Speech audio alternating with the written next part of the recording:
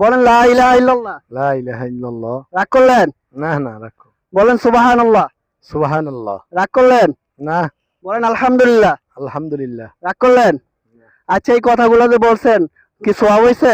অবশ্যই সব হয়েছে। আচ্ছা, আপনার আমি তিনটা প্রশ্ন করতেছি। জান্নাতে একজন নারী কয়জন পুরুষ পাবে? জান্নাতে একজন নারী কয়জন পুরুষ পাবে? জান্নাতে একজন নারী।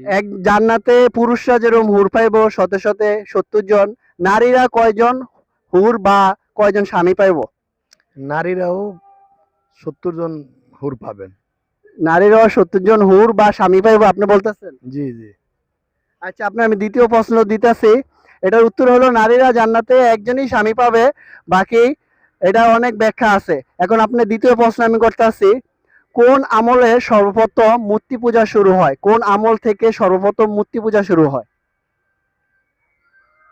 তা চেষ্টা করেন, 50টি লেসু আপনার জন্য। রাসূল পাক সাল্লাল্লাহু আলাইহি সাল্লামের আসার পূর্বে হযরত ঈসা আলাইহিস সালাতু ওয়াস সালাম এই দুনিয়া থেকে বিদায় নেওয়ার পরে এর মাঝখানে যে সময়টুকু ছিল, এই সময়ের মধ্যেই মানুষ তারা মূর্তি পূজা শুরু করে।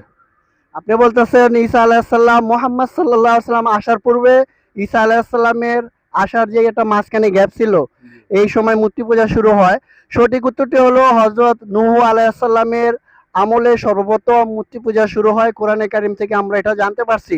আপনাকে তৃতীয় প্রশ্নটি আমি করতেছি, কোন মাসে কুরবানি করা হয় এবং কত তারিখে?